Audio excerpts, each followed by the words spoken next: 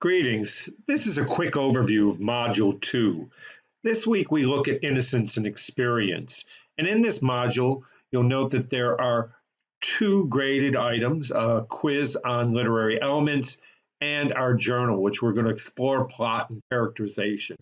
So there are three areas, and it's noted in the introduction, that we will be focused on, three goals for this week. And they will be to identify literary terms, to analyze the plot of a story and a characterization, and as well we will also be looking closer at MLA citations and references this week.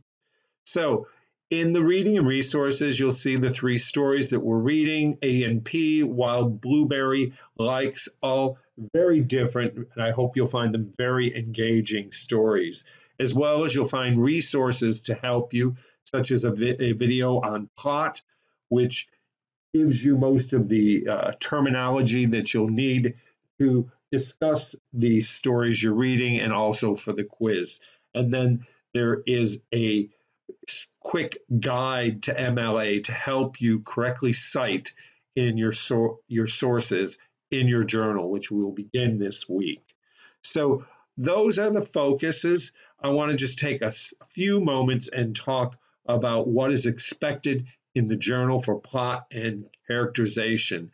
Now you'll note that the rubric is really the key to these assignments.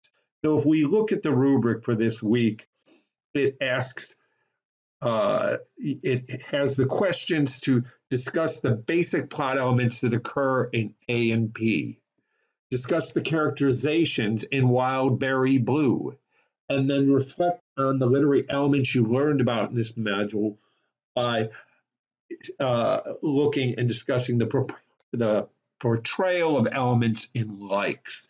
Very interesting and engaging story.